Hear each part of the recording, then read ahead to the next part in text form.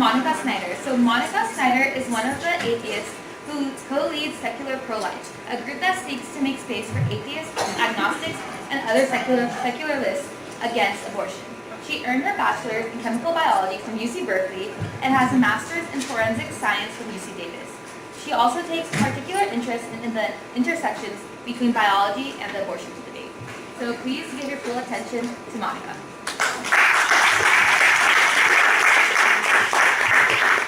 Okay, that was very thought-provoking.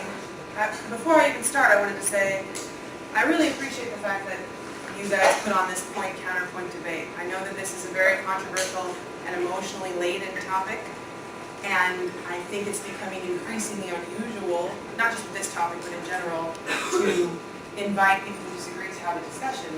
And so I really appreciate the opportunity, so thank you for doing it. And I wish that I had time to talk about everything you just talked about, because you made a lot of points that I actually do agree with. Obviously not everything, but a lot. But I put this presentation together. Basically, one of the things I do agree with is that I hardly ever see anyone change their mind. And I'm not expecting that tonight, although it would be cool, depending on what you start with. But I just am hoping to be able to explain why I personally take the view that I do as comprehensively as I can in 40 minutes or 45. And so I wanted to start with saying that I am an atheist. And sometimes in the work when we do this and we talk about the group Secular Pro-Life, I've had people come to me and say, okay, but are you secular, or are you like a closet Christian that's just trying to put on this secular front? I am an atheist. And I don't base my position on any particular religious belief. I base it on what I think. I have ethical views that are involved, and I base it on what I think makes the most logical sense. I definitely agree that freedom of religion is important, separation of church and state, pluralism are all noble goals, and I'm glad that we live in a society that values those.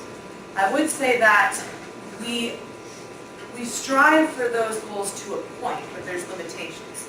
So for example, even though there are places in the world where it's still a cultural and religious practice to practice female genital mutilation, we do not accept that here. Similarly with child marriage, and by that I mean marrying prepubescent children, there are places where a religion dictates that that is acceptable, and we don't accept that here. Even though we do strive for religious freedom, letting people decide on a variety of different issues what they think is moral or not. There's always a tension between creating a society where we can live in relative harmony, even though we don't totally agree on a lot of things, and limiting that when it comes to harming others. And in my opinion, abortion is the latter category. And obviously I'm going to talk about that more in a minute, but if you take the view, as I do, that abortion destroys morally relevant humans, I humbly suggest that religious freedom is not enough to say everyone should decide for themselves if they want to do that.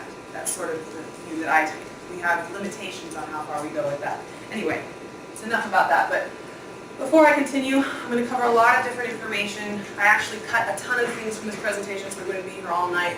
But to the extent that I could, I put the sources directly on the slides so you can see them for yourself. But I'm also going to have to go very quickly. So if you want to read more about anything I talk about, or if you're skeptical that I'm giving you the whole story, or if you just want more information, you can Google this phrase, Secular Pro-Life Perspectives is our blog. And the entry for today is literally just a list of all the sources for this presentation. And where possible, it links directly to the original source unless it's a textbook or something. So feel encouraged to check it out. So a quick outline of what I'm going to talk about. I wish I could respond to everything you talked about, and I won't have time, but in my opinion, while there are many important sort of subtopics of the abortion debate, it comes down to two central questions, and everything else stems from those. And so those are the two questions I'm going to focus on. The first one is, do bodily rights justify abortion? Because if they do, then I think it makes sense to be pro-choice. I'm not talking about what you personally feel, about what you would personally do.